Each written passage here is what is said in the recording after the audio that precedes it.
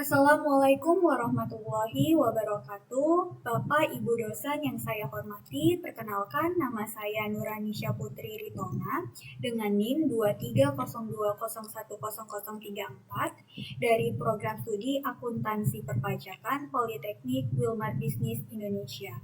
Pada kesempatan kali ini, saya akan mempresentasikan laporan akhir magangan saya yang berjudul Pelaksanaan Administrasi dan Pengawasan Kepatuhan Wajib Pajak pada Seksi Pengawasan 5 di KPP Pratama Lubuk Pakam. Pada presentasi ini, saya akan menjelaskan mengenai latar belakang dan tujuan pemagangan, profil instansi, kegiatan yang saya lakukan, kendala dan cara penyelesaiannya, kompetensi yang saya peroleh, serta kesimpulan dan saran dari kegiatan pemagangan yang selama ini saya jalani. Nah, saya akan menjelaskan latar belakang dan tujuan pelaksanaan pemagangan ini. Pemagangan menjadi salah satu sarana bagi mahasiswa untuk mengintegrasikan teori yang sudah diperoleh selama perkuliahan dengan praktik kerja secara langsung. Selama berada di perkuliahan, saya mempelajari berbagai materi mengenai akuntansi dan perpajakan.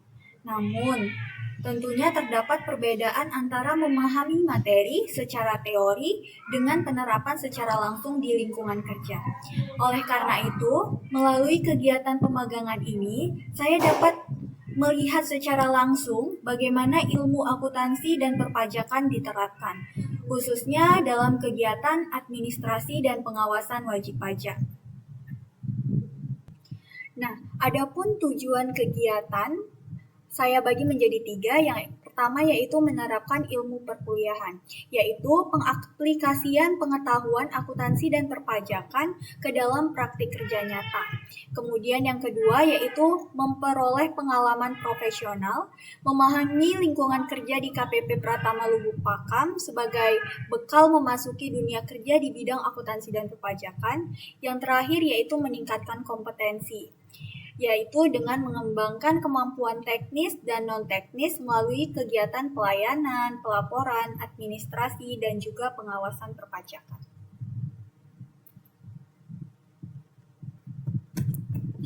Nah, slide selanjutnya yaitu profil KPP Pratama Lubuk Pakam. Pada slide ini, saya akan menjelaskan secara singkat mengenai profil KPP Pratama Lubuk Pakam.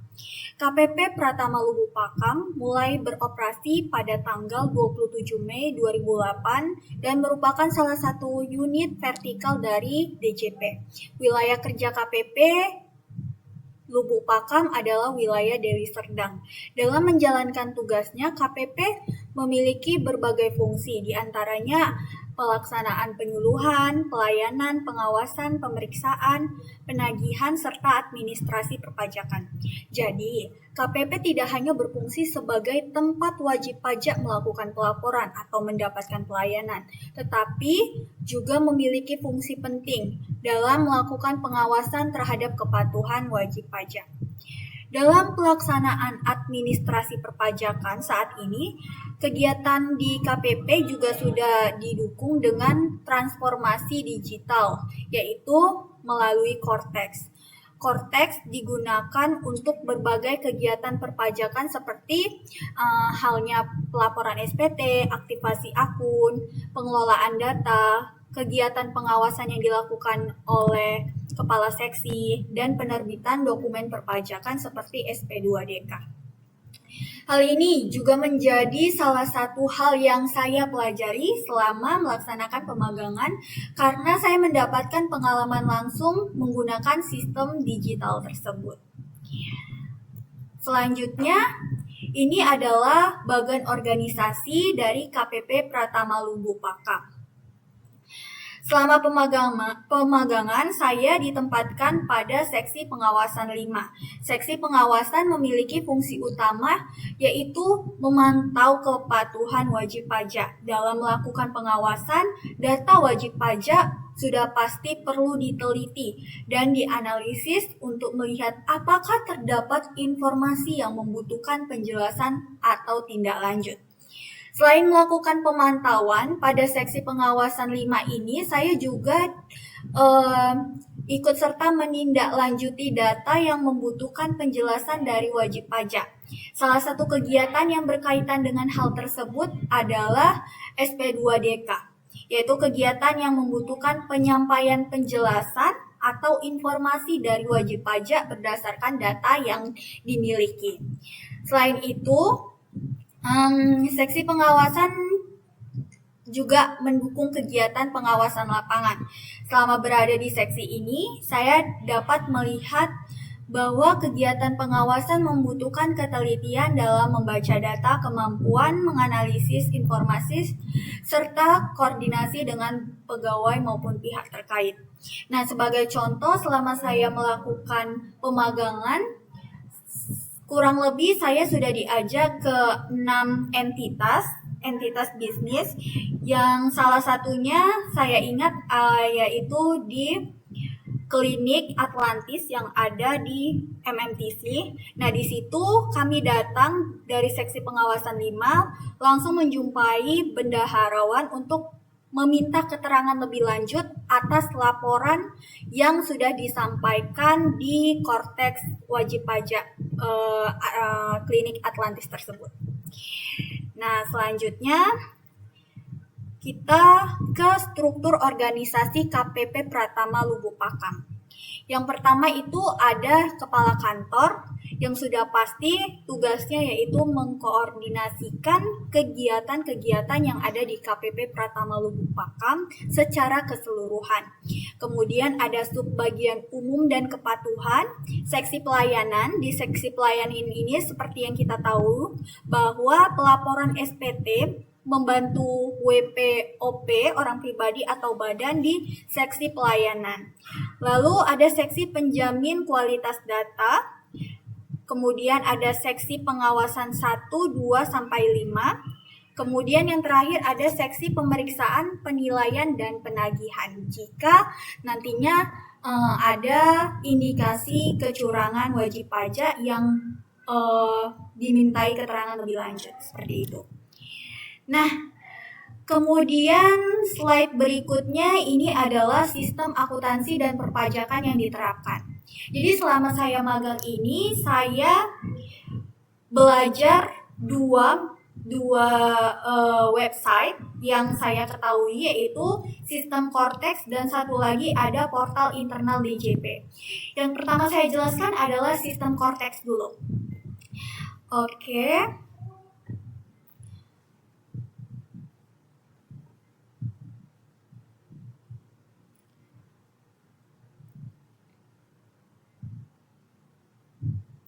Untuk pelaporan SPT orang pribadi, saya mendapatkan pengalaman melakukan asistensi baik di dalam KPP maupun di luar kantor.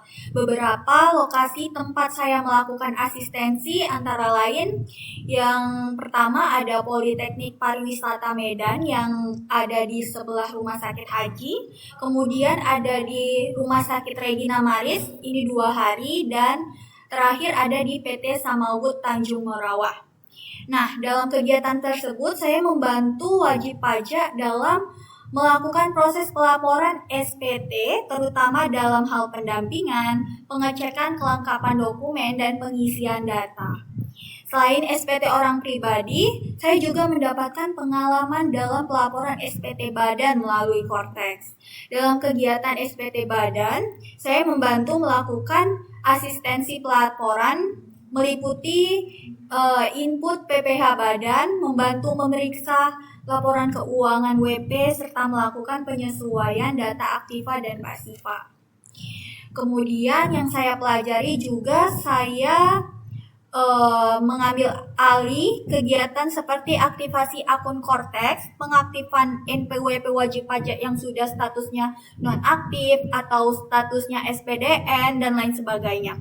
Kemudian ada juga menginput dan mengolah data SPT wajib pajak. Dari kegiatan-kegiatan tersebut, saya menjadi lebih terbiasa menggunakan sistem digital dalam administrasi perpajakan. Selain itu, saya juga belajar bahwa dalam pelaporan pajak, ketelitian itu sangat penting karena kesalahan dalam memasukkan data dapat memengaruhi hasil pelaporan. Begitu. Selanjutnya, ini adalah sistem portal internal DJP. Nah, salah satu kegiatan yang saya lakukan juga yaitu saya membantu menyiapkan data, dokumen, dan surat pengantar SP2DK sebagai bagian dari administrasi pengawasan wajib pajak. Di portal internal DJP ini, saya diminta oleh kepala seksi saya untuk memberikan STP atau surat tagihan pajak kepada AR-AR. Jadi sistemnya ini saya yang input, yang share ke websitenya AR, setiap AR. Jadi saya mengecek data WP yang ada indikasi belum lapor SPT badannya. Lalu setelah itu saya mintakan kepada AR untuk menagih dan menghubungi untuk dilakukannya konfirmasi lebih lanjut gitu kepada wajib pajak yang telat-telat lapor. Beberapa kegiatan yang saya lakukan yaitu proses penerbitan SPT kepada AR, lalu melakukan atau mengecek status wajib pajak. Saya juga membantu pengecekan terhadap STP untuk wajib pajak yang bukan PKP, nonaktifkan. Selain kegiatan administrasi, saya mendapatkan kesempatan untuk mengikuti kegiatan pengawasan lapangan. Dalam kegiatan-kegiatan itu, saya dapat melihat secara langsung kondisi kegiatan usaha wajib pajak.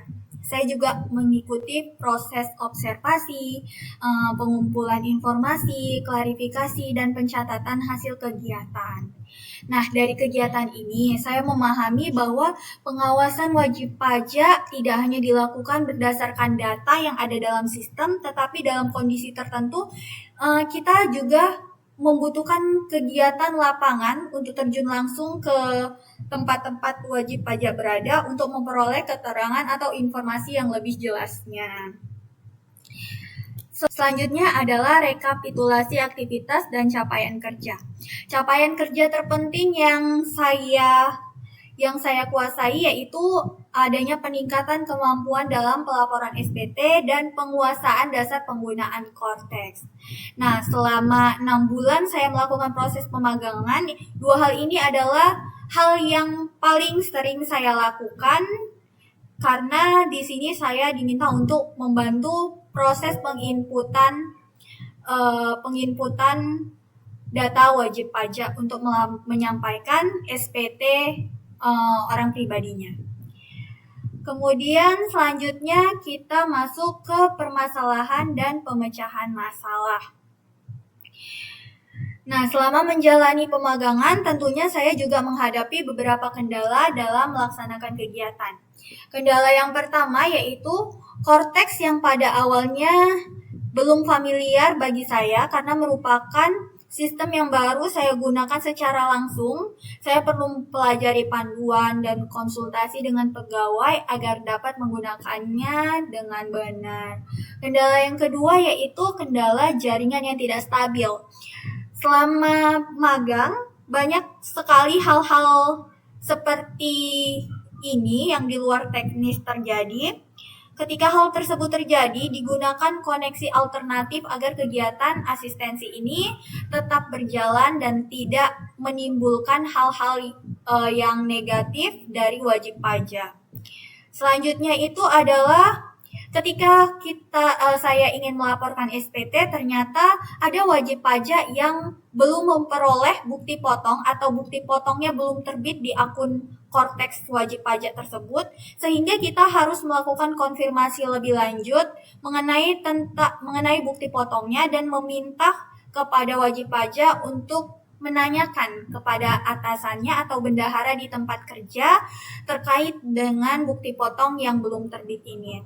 Kemudian ada juga kondisi ketika email wajib pajak yang sudah tidak aktif, adanya gangguan server intranet, kemudian ada lonjakan jumlah wajib pajak di masa-masa akhir pelaporan SPT orang pribadi ya di bulan 4 akhir. Dari berbagai kendala tersebut, saya belajar bahwa dalam dunia kerja kita tidak hanya membutuhkan kemampuan teknis, tetapi juga kemampuan adaptasi dan mencari solusi dalam setiap menghadapi masalah. Nah, sampai pada slide terakhir yaitu kesimpulan. Berdasarkan kegiatan pemagangan yang telah saya laksanakan, dapat saya simpulkan bahwa kegiatan ini memberikan pengalaman yang sangat berharga bagi saya sebagai mahasiswa akuntansi perpajakan. Pemagangan di KPP Pratama Lubuk Pakam membantu saya menghubungkan teori yang selama ini saya pelajari di perkuliahan dengan praktik perpajakan secara langsung di KPP Pratama Lubuk Pakam. Selama kegiatan tersebut, saya mendapatkan pengalaman dalam berbagai bidang, mulai dari pelaporan SPT orang pribadi dan badan, penggunaan akun Cortex, kegiatan SP2DK, STP, validasi data, hingga pengawasan terjun langsung ke lapangan.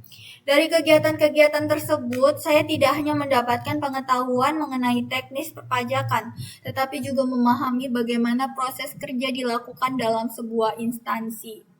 Selain kompetensi teknis, saya juga mengalami perkembangan dalam kemampuan komunikasi, ketelitian, adaptasi, kerjasama, dan tanggung jawab.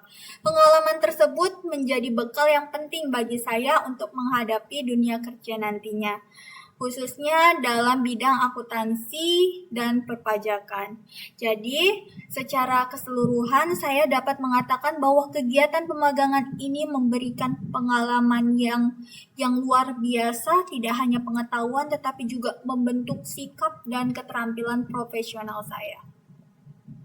Baiklah, demikian presentasi laporan akhir pemagangan yang dapat saya sampaikan.